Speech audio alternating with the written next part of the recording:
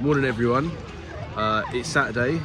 It's Travel home day, which means we only have a few hours left at this place. However, we've lucked out this morning. Now let Stephen explain that one. Yeah, so I went down to reception, spoke to the lovely lady and explained our little conundrum that our flight isn't until 7:25 This evening. and checkout is obviously at 11 o'clock, which is not ideal. And she said that there was the availability to extend our checkout. Yeah. And actually, I didn't think this was too unreasonable, because when I was in Florida, it cost me a hell of a lot more. Yeah. But it's £35 €35 rather, Yep. until 2 p.m. or it's €55 for any other time after that. So originally I was like, oh, okay then, how about 4 o'clock? And she says, are you sure you want 4 o'clock? And I was like, maybe 5 o'clock then. Yeah. So yeah, £55 euros until 5 p.m. Yeah. So that is like an extra 6 hours in the room technically. So there was the option to check out the normal time, leave your bags somewhere, and then they would designate you a time to use a comfort room to like have a shower and that type of thing. But normally Oh, you need a bit more than half an hour to get rid of that. yeah, normally that would be fine, but equally as well, it's kind of nice just to have the flexibility and the freedom to go back to your room and all the rest of it. So yeah, obviously did that, €55, worked out to be £46, which is nothing really. Yeah. Just to have that extra blast of radiation and, you know, breakfast, lunch and all the rest of it. And then just to kind of, you know, Miranda back to the room and just sort yourself out for a decent time. So yeah, really happy with that. But it's really ironic because there was a couple of other people down in reception doing the same thing, and this was at about 7:30, 8 o'clock this morning after I went and put the towels out. So yeah, clearly there were some other people who had the same idea, but it's on like a first come first served basis. So there's no guarantee that you will get it. Yeah. We're just very fortunate that they had some availability and I was one of the first ones there. So yeah, you know, this is the universe giving me good karma. Yeah, I think so. So we've had some breakfast. We've come down to the pool. We're just going to chill out here for a bit. You've had a swim already. Yeah. I'm going to have a swim in a bit. Have a few drinks. We might get some lunch, we might not. Depends on how hungry we are. Then probably head up to the room somewhere around 3 o'clock to kind of freshen up, put some more appropriate clothing on. We've just checked the weather forecast for when we land back in Gatwick at just around midnight, and it's currently saying it's going to be -2 degrees, so that's going to be a bit of a change from where we're at, and I don't think short and t-shirt appropriate weather. Yeah, which is currently 24 degrees. Yeah, it's 24 degrees at some point today, isn't it? I don't think it's quite there yet. So yeah, so we'll have a shower, we'll freshen up, we'll put some more appropriate clothing on, and then probably make our way to the airport around 4:30ish, to give us plenty of time to check in, plenty of time in case of any delays, and a bit of time to enjoy the lounge at the airport as well. Not that it's the biggest lounge, we've been there before I should say, so we might do a little show around if we get the opportunity, but it is a fairly small contract lounge, so we'll see how it goes when we get there. But for the time being, we're just going to enjoy some sunshine. Last dose of radiation for the day. Yeah. And then back to normal life. Yeah, so back to the sunbathing it is.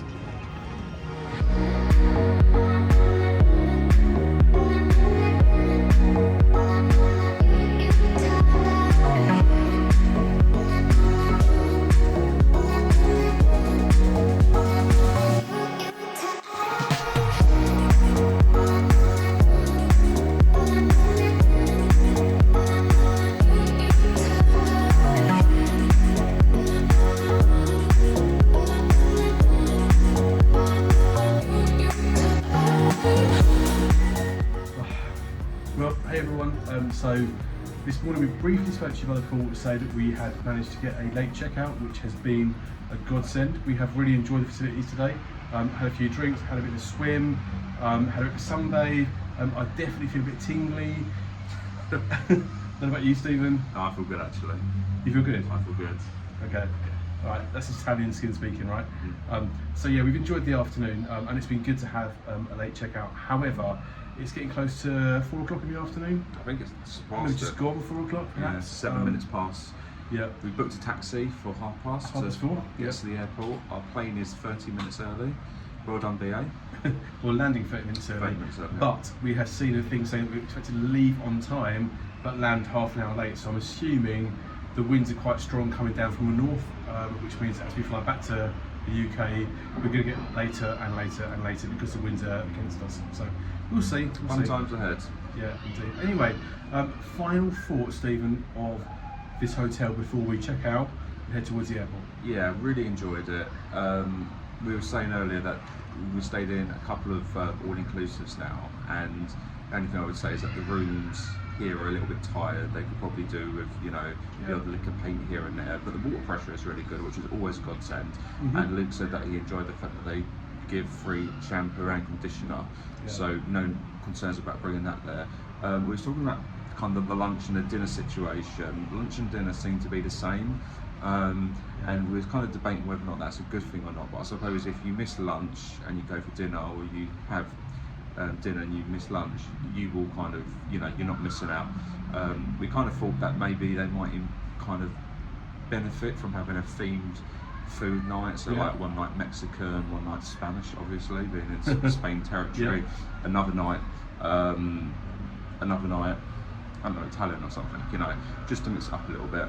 And then it's really weird here where the food stations are. They've got the meat and the fish, which they cook fresh right next to each other, but sometimes you don't know which queue you're in. That's true. So they should probably just put like a meat and the fish on opposite sides of the kind of counter area, so like people know what they're queuing for. But yeah, apart from that, you know, no qualms at all. Had a really good time. Staff here are incredible. I was going to say that for me, the Staff parts of this are really hotel are the staff. They're absolutely brilliant. I've not found one yet that's unhelpful or unfriendly. They're quite fun. So yeah, definitely the staff's a plus point here, particularly the entertainment crew as well. They've done a really good job. Not that we really partook in much of it. They just kind of built an atmosphere, I think. Yeah, they really good vibes. Yeah, absolutely. I agree with you. The food, I think, is probably the point that needs a bit of improving at its hotel. But other than that, I had a really good time. Loving the fact we've got sunshine behind us for another 20 minutes, maybe. And then we are on the way. We're on the way back to the airport to get on a plane to go back to the UK to have -2 temperatures. Yeah, lucky us. Yeah, lucky us. So I think, by the way, we have got jeans on and we have got jackets as well, so that when we get to the UK, we have appropriate clothing. But all in all, I think good holiday, good break. It's been your birthday. Yeah. What's been the best bit? The weather. The weather. The weather. Definitely the weather. We always kind of go away like for each other's birthday, because mine's January and Luke's is December. And it's always cold, but you know, we decided to mix it up and do the winter sun, and it's really paid off. And unfortunately, I think it's set a bit of a standard and a bit of a trend now, because it seems like that's what I want to do most of the time now anyway, but we will see. We'll see. We'll see. But on that note, we need to head downstairs. Because our get checked out and get into a taxi and get to the airport, right? Right. See you guys soon.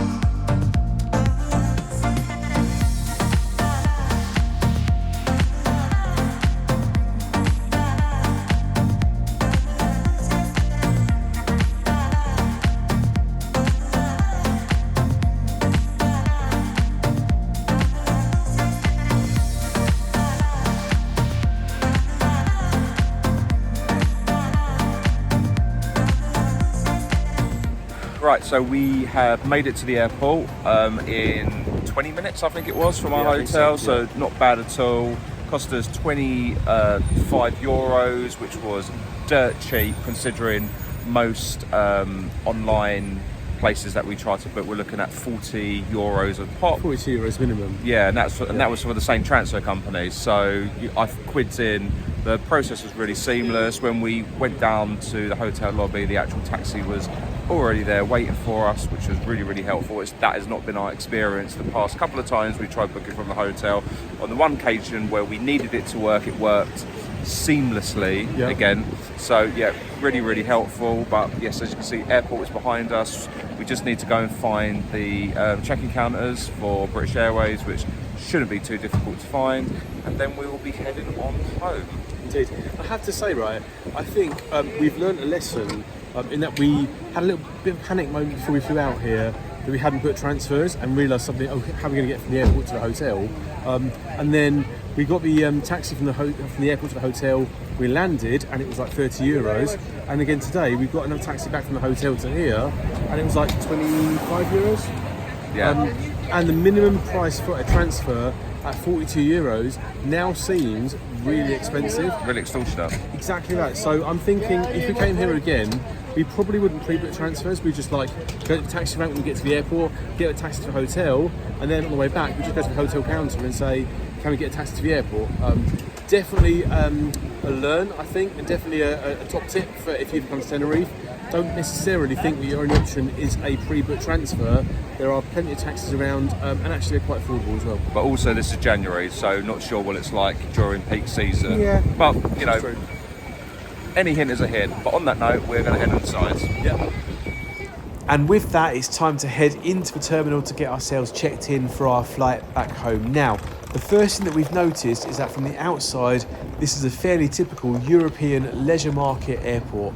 The taxi drop-off rank where we've just been dropped off isn't too far from the entrance at all, but it's also apparent that there are a number of bus and coach bays nearer to the doors, which we suspect in high season will be busy with people being transferred from all the various different hotels ready for their flights back home. But despite the slightly drab and brutalist looking exterior, the inside of a terminal almost has a TARDIS effect.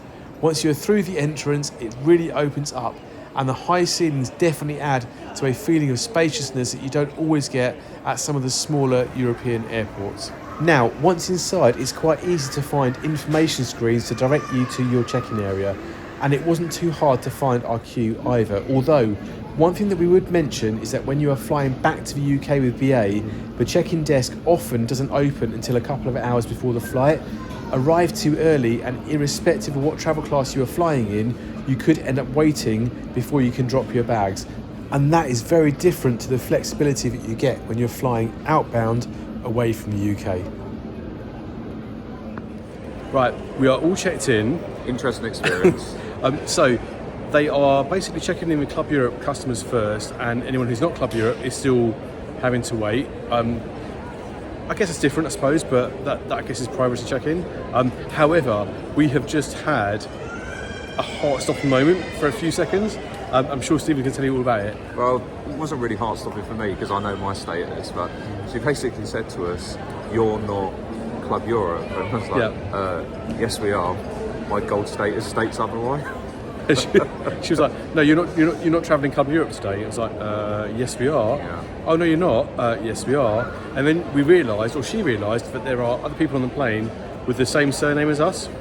We're not travelling Club Europe, so yeah, that caused a little bit of confusion. She printed out the wrong boarding tickets. Basically, yeah, she tried to print out someone else's boarding passes for us. But anyway, drama averted. Correct boarding passes printed, and Group 1 status. Yep, and we are now ready to head towards the passport control and security bit. Onwards we go. Anyway, panic attacks aside, the check-in team have quickly rectified the error and we are now on our way. So, in our travel day vlog out here, we showed you a secret cut through at Gatwick Airport where you can avoid the duty-free shop and head straight to the comfort of a departure lounge. That's not an option here in Tenerife though, so once we're through security, it's straight into the shopping area. Stephen is going to be in retail heaven.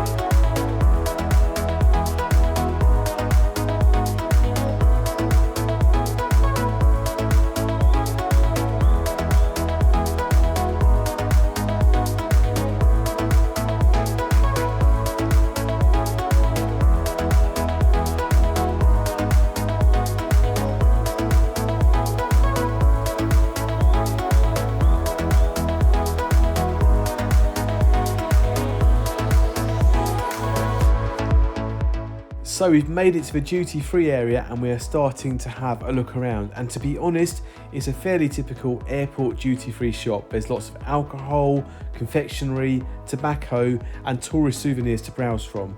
All of this is sold without any sort of sales tax at all, although that doesn't necessarily mean it's cheaper than your average high street prices. Definitely be mindful of that. Sometimes you can pick up the odd bargain, but generally speaking, we tend to find that the prices aren't much different to that you pay in a domestic shop back home in the UK. And in some cases, those prices can even be higher in the duty-free shops at the airport. So with that in mind, what jumps out for us is that if there is no sales tax to pay here, where are the markups going from the wholesale prices? That's a captive market economy at its best, we suppose. Either way, whether we buy anything today or not, it's always good to have a browse.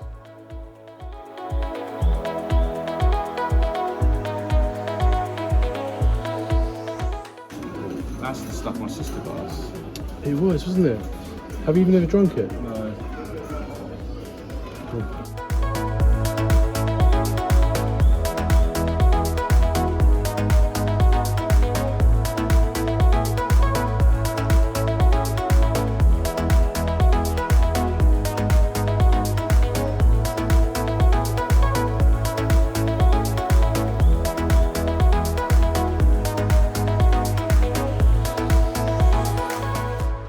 These look familiar. Because we have these at home, and I have no idea why, but we do.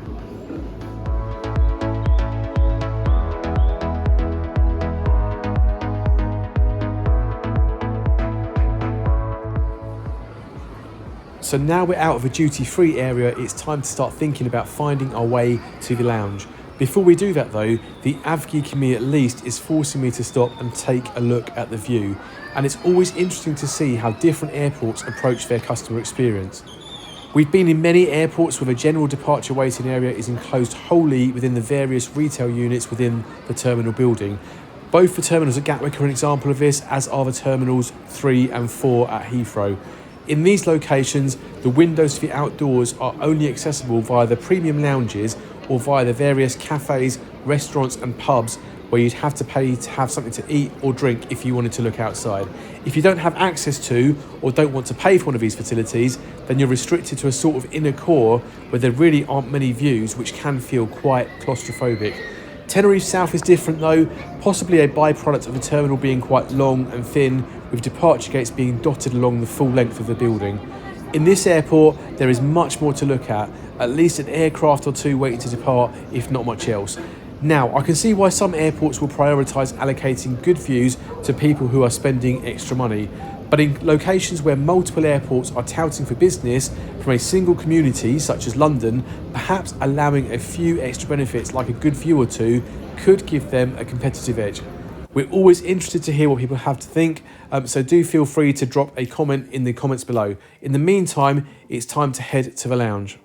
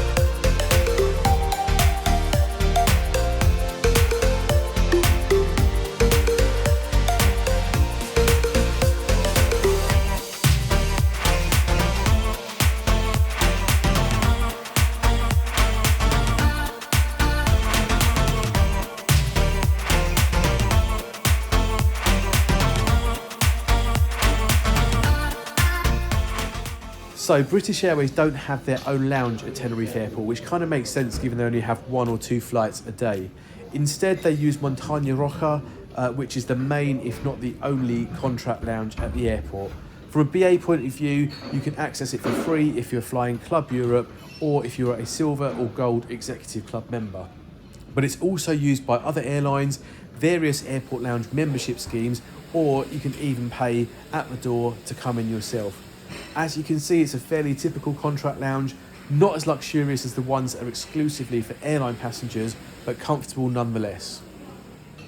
Now, there are some hot food options available as well, but they don't look particularly appetising. There's some well overcooked vegetables, some potatoes in tomato sauce, and well, some other bits and pieces, but that really was about all that was on offer here, so not particularly appetising. There are some crackers as well if you fancy a snack, as well as some pastries. In this case, something that looked a little bit like a sausage roll, maybe a vegetarian option as well, that you could help yourself to if you wanted to. On a positive though, one of the things that there is in plentiful supply here is a selection of chilled drinks. So on this side you can help yourself to a selection of different fruit juices, including tomato juice, along with some chilled wines and beers. And of course, being Spain, you can grab yourself a nice glass of cava as well. On the opposite side of the self-service area, there is also a selection of sparkling drinks, including both still and sparkling bottled water if you want something a little bit more plain and simple. And of course, no airport lounge will be complete without a fully stocked self-service spirits area, and this is no different. There are plenty of vodkas, rums, martinis and other spirits to help yourself to if that's what you feel like. However, by far the best thing about this airport lounge is the outdoor smoking terrace. Now, we're not smokers ourselves and would typically avoid an area like this. However, if you choose your moment wisely and you can grab a few minutes outside when there's no one else there, you get some amazing views of the apron. And for me, this is definitely an Avgi extreme. And whilst it's probably a niche market, it's certainly one of the reasons that I would consider paying to come in here if my ticket or my status didn't grant me free access. So before it becomes time to head to the gate, let's have a look at some of the views that are on offer.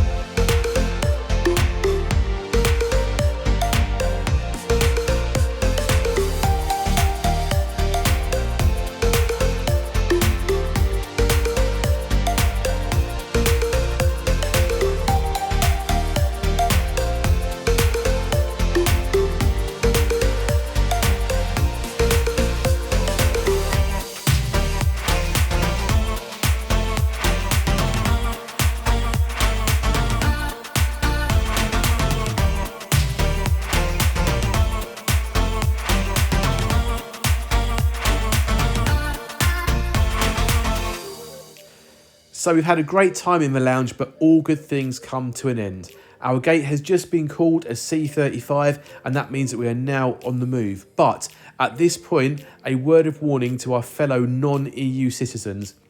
The lounge here is in the Schengen area, and if you are on a flight heading to a non-Schengen destination such as the UK, you will still need to clear passport control before you get to your gate, and the queue for that can sometimes be significant. Now, we're familiar with this, so we've jumped up pretty much as soon as our gate has come up on the screen. But the lounge is the opposite end of a terminal building to where passport control is, which means that we still have a long walk until we get there. Here's hoping that the queue isn't too long today.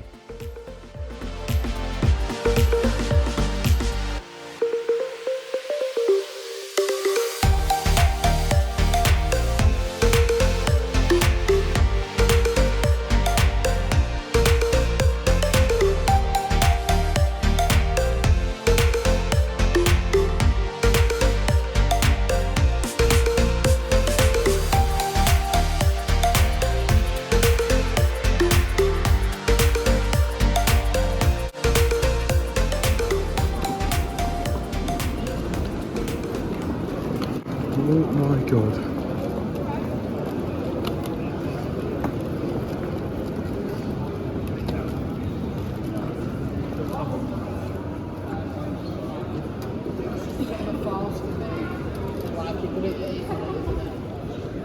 Yeah, it's a big queue, right? I'm just feeling a tad bit nervous because there's a big queue to get to our gate. Huge queue, in fact.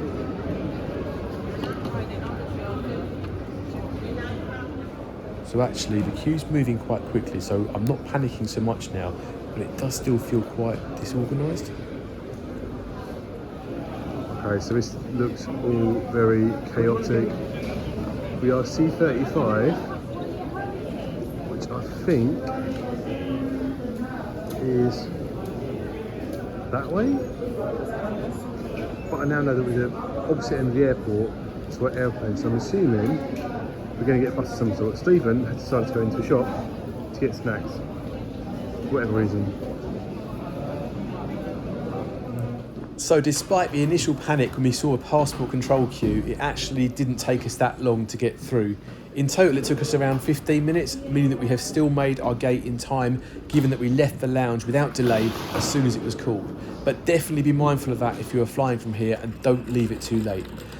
We are clearly at a bus gate though, and are now being led onwards by a member of the ground staff. And if we're honest, it feels a little bit odd, given that the area has the appearance of some sort of a underground car park or utility area or high security area that we shouldn't probably be walking through. But judging by the markings on the floor, the use of this bus gate must be a fairly regular occurrence. And then this is our ride to the gate. It's a fairly typical airport airside bus with lots of standing room and doors on both sides to allow speedy boarding and alighting. So let's catch up on our thoughts so far. So we are on the bus, definitely a bus gate. Everyone else is probably on as well. We were literally first in the queue. I suspect we won't be first in the airplane. We'll see how that works out when we get there. But so far hasn't been too bad. I thought that big long queue for the passport control thing was going to be a nightmare. Actually, it wasn't as bad as I thought it was going to be. I don't know what you think. It's air cons, that's all I can say. Fair enough. Now, it hasn't taken too long to fill up this bus, but as you might expect, we've not managed to fit the entire flight load of passengers onto it. So whilst another bus has pulled up behind, we are now on the way to our aircraft. And no, we are most definitely not getting on that one, even though our bus is headed straight towards it.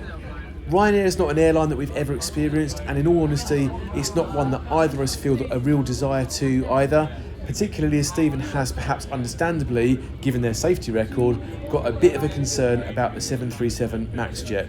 But let us know in the comments whether you've ever taken a flight with Ryanair and what your experience was whilst you were on board. Now that we're past that aircraft though, we are heading towards our gate. And as I mentioned earlier, it almost feels slightly ironic that we're driving all the way back to the end of a terminal building where the lounge was, having had to walk all the way from the lounge to the other end of a terminal building to get on board our bus. Either way, before long, we've arrived at our remote gate and it's time to climb on board.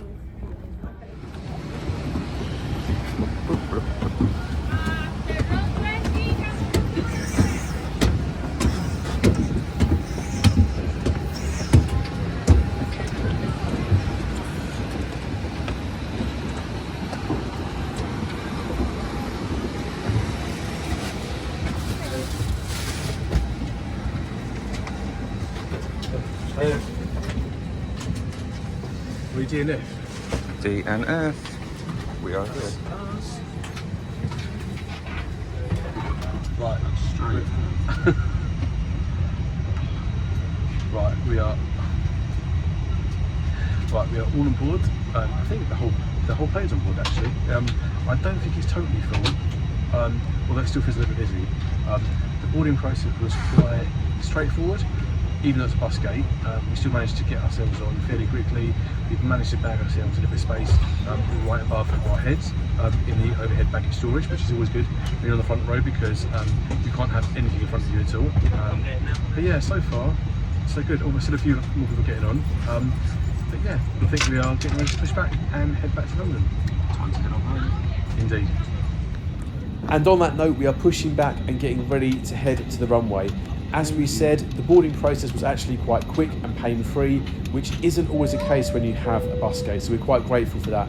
And we've not had the door dramas that we had on the way out either, which is definitely a plus point.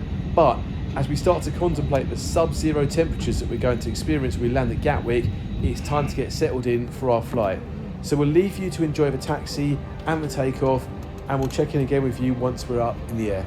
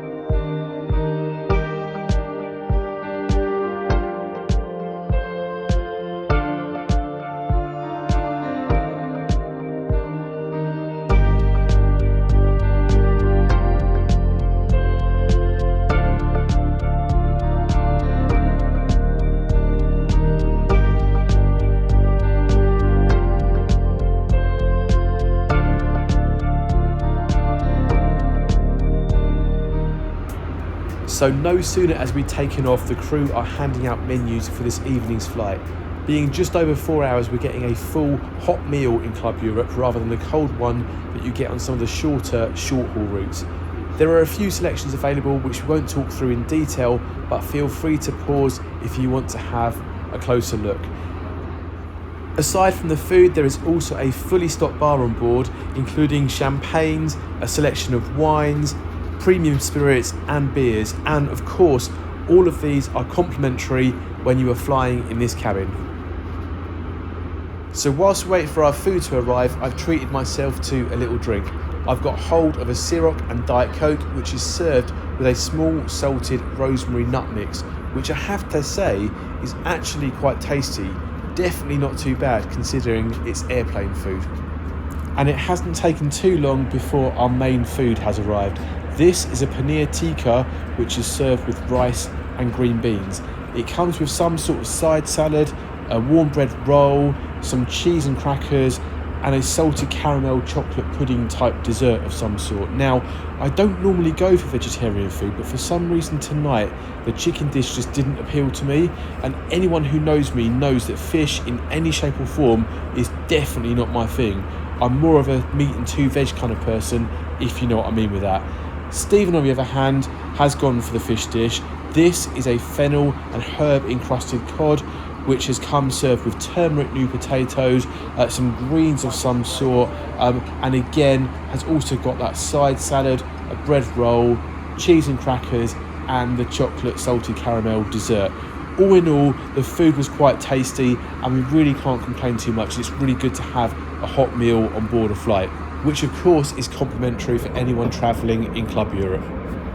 But now that food is out of the way, it's time to settle in for the rest of the 4 hours or so flight back to London Gatwick. Now, this is one of those flights that is on the cusp of being a mid-haul one. Different airlines will approach that in different ways. Some will treat it as an extended short-haul flight, whereas others will treat it as a sort of mini long-haul one.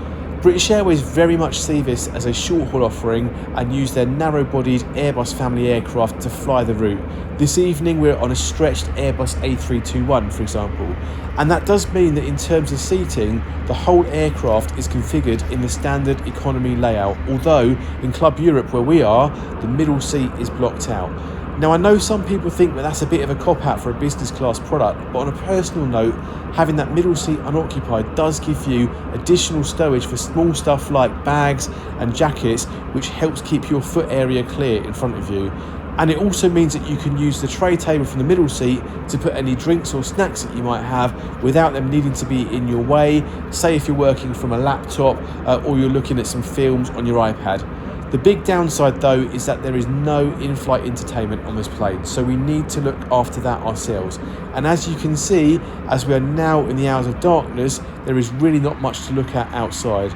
I've managed to pass the time so far by playing a few games, but Stephen has clearly decided that the best way to deal with the situation is to have a little nap. Whatever way you've been choosing to pass the time on the flight though, the crew have been nothing but attentive and helpful. If anyone has needed anything whatsoever, nothing has been too much bother for them. And they spent the entire flight walking up and down, making sure that everyone has been taken care of. That said, I can now see that out of the window we are approaching the south coast of England, which must mean we'll shortly be landing. So this seems like a good moment to sum up the flight as a whole. The Tenerife to London route is fairly saturated, with lots of different airlines providing options to pretty much all of the main airports at Heathrow, Luton, Stansted and of course Gatwick. British Airways is probably the only one though that provides a business class offering, so they could, if they wanted to, capitalise on what is pretty much a captive market. For us though, we have no complaints about this flight. The food has been good, the crew have been attentive, and despite basically being an economy layout, the space and comfort haven't been that bad either. So, if we had to make a choice about who we would choose to fly to Tenerife again, if we go back, it would probably still be British Airways. With that in mind though, it's time to get our feet back on solid ground, so let's take in a few final views whilst we do that.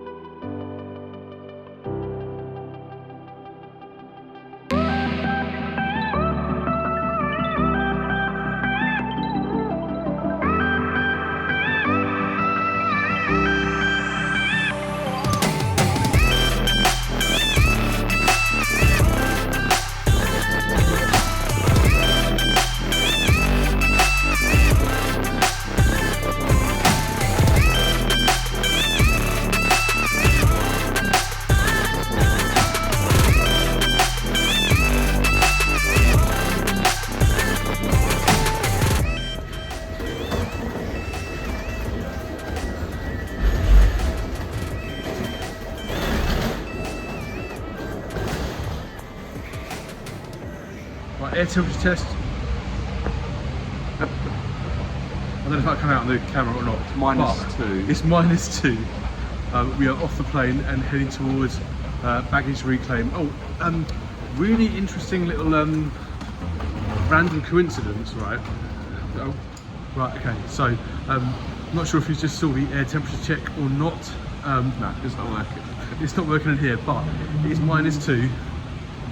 We've just landed in Gatwick and we're on the way to baggage reclaim. But random little coincidence. Is that a phrase, Stephen? Coincidence?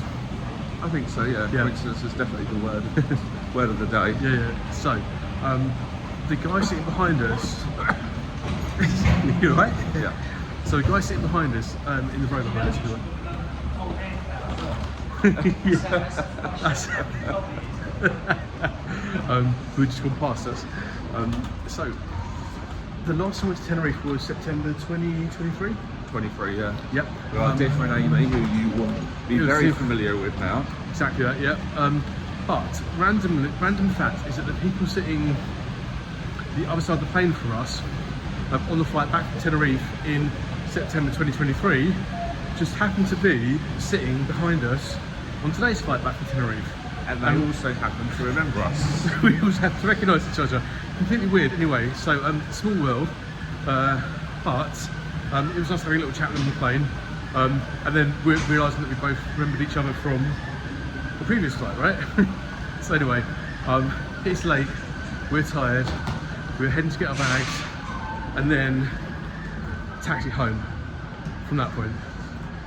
But -2, it's very cold. It's freezing. Considering the high today, sorry, I've got a bit of reflux for some reason.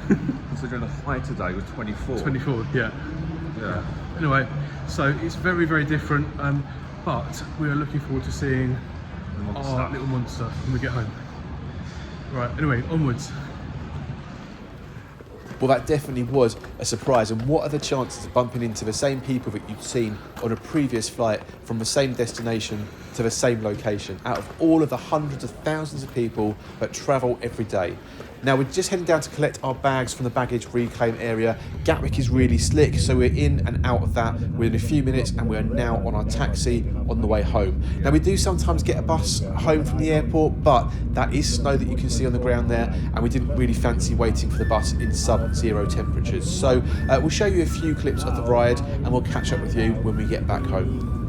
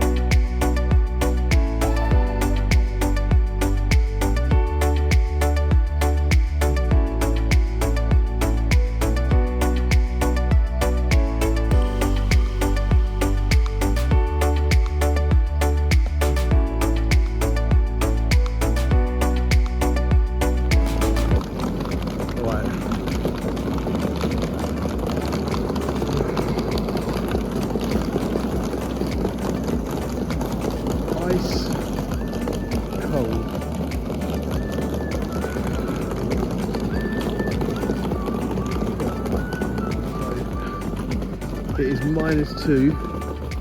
We are home and we're about to see our little monster. If she's awake. Right.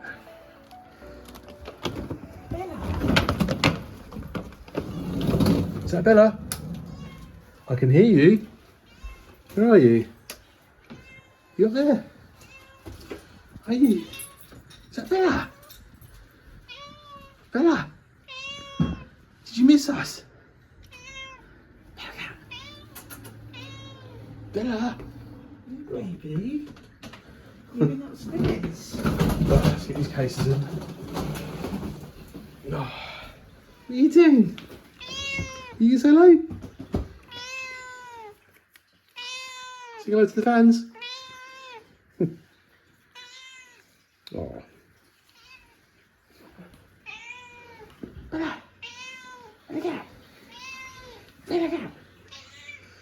Did you miss us? Bella? this mess you've left down here though.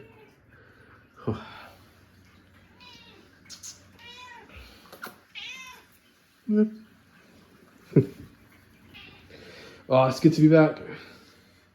Are we on? We're on. We're on. Hey everyone, welcome to future Luke and Stephen, which you might think is a bit strange, but it's now April 2025, so a little while after our little trip to Tenerife. And the reason we're coming to you from the future is that when we're editing this vlog in the week that's just gone, we realised that we didn't have an outro video to show you guys. And the reason for that is we got back, in case you hadn't noticed, well gone midnight. I think it was actually closer to 1 a.m. I think in the end. And our intention was to go to bed, get some sleep, get up in the morning, record our outro, reflect on our trip to Tenerife so that we could throw it in the vlog. But clearly we both forgot to do that because there was nothing on either of our devices to give us our final feedback basically on our trip. So we're going to talk to you a little bit about that now and tell you what we thought of our trip to Tenerife. And the good thing about that is because it is so many days after the event, yeah, we're not wrapped up in how incredible it was, so we can probably be a little bit more objective about it. Yeah, quite. I don't know. For me though, now this was, as we said on some of the vlogs that you might have seen, this was the first time we went somewhere hot in January for Stephen's birthday. And actually, I really enjoyed it. Yeah, me too. It was great fun. It was so good to get some winter sun, and to get a bit of a tan and come back to everyone at work saying, "Oh, look at you, aren't you golden brown?" When they'd all had the experience of snow, literally, while we were away, which we managed to escape. Although the downside of that, I'd say, is that you get so acclimatized very quickly to just the nice weather. And I kept saying to everyone at work, I feel like I must have SAD or something because like my mood and positivity just improved for the week that we were out there. And then I came back to the harsh reality of coldness and work. Oh, life is normal, right? Yeah. So yeah, it's kind of like a double-edged sword thing. But I think, as I said in probably the earlier vlogs, it has actually set a precedent. Yeah. And I don't really know if I want to do cold Europe for my birthdays anymore. Obviously, cold Europe for Luke's birthdays works fine because it's the Christmas period, right? And it's always Christmas markets we do. But for my birthday, it's a no, I think, going forwards. Yeah. So anyway, I think reflections on the flight we had. It's a fairly long short haul flight. It's technically a mid haul flight, isn't it? I suppose, but it was reasonably comfortable. You got a bit of shut eye on the flight, which passed some of the time. On both directions, actually. Both directions, yeah. But generally speaking, it's British Airways. It is what it says on the tin. The service can sometimes be a little bit hit and miss, but we didn't find it was particularly bad on this flight. The crew were attentive. We got our menus. The food was nice. The drinks were on tap whenever you wanted one. And of course, because we were Club Europe, it's all complimentary. So we didn't have to pay for any of that.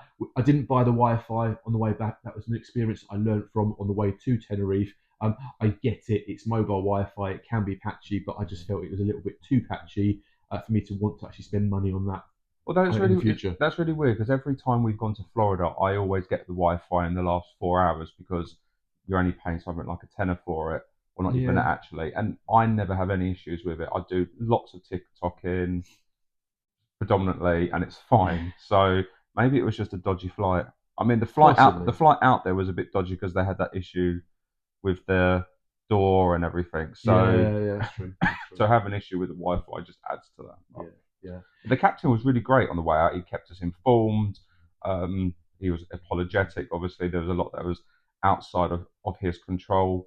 But that was the only flight to Tenerife that day. So if we didn't get on that one and it didn't take us there, God knows what they would have done. They would have moved us to the next day, which would have just not been great, or I would have demanded. So I would have asked nicely that they send us to Heathrow and take us out that way.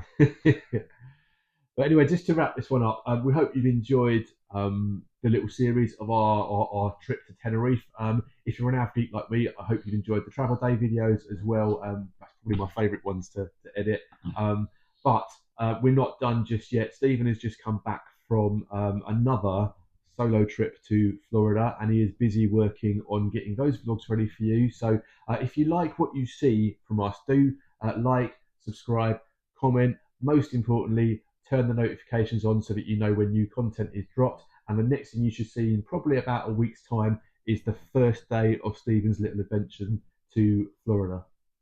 So we will see you for the next one. Thanks for watching, as Luke said, and yeah, that's it. That's it for this time. Take care, everyone.